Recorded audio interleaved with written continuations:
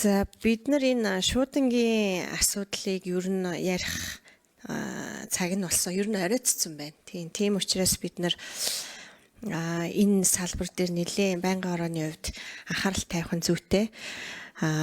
Сая би бас харлаа л да энэ одоо хамгийн сонгодог шуудангийн жишээгээд Royal Mail гэдэг Английн шуудан байдаг 500 гаруй жилийн түүхтэй.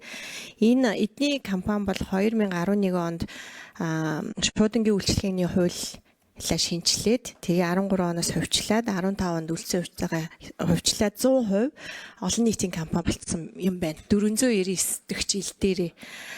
Тэгээд одоо ашигтай ажилдаг. Улсад татвар төлдөг ийм компани болцсон байдгийн байна.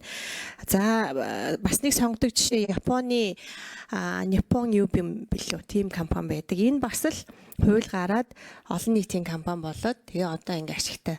Тэгээд үргэлжлүүлээд энэ шуудангийн байгууллагууд нь бас банкны үйл ажиллагаа давхар эрхэлдэг болцсон юм байна. Тэг ингээд одоо улам томроод бүх одоо жижиг засаг захиргааны нэгжүүдүүд хүрээд ингээд ажиллаад явж байгаа ийм жишээнүүд байна. Тэгэхээр бид нар мэдээж одоо энэ гадны сайн туршлагуудыг судлаад өөрийнхөө улс орны онцлог тохируулаад тэг энэ салбарыг шинжлэх цаг нь одоо болсон байна гэж үзэж байна. Хэрвээ бид нар хувьчилчих юм бол олон нийтийн компани болгочих юм бол айгүй бол нөгөө хаягжилтыг чинь энэ компаниуд нь өөрсдөө хийгээд өгөх юм шиг байна.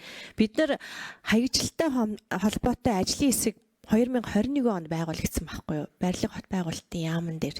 Тэгээд өнөөдрийг хүртэл ерөөсөө энтэй холбоотой ажил нэг ч хийгдээгүй бүр орхигдоод хүмүүс нь цухтаад энэ ажилласаа төвөгтэй учраас тэгээд Улаанбаатар хотын хөгжлийн ерөнхий төлөвлөгөө орж ирэхэд би асуужсэн.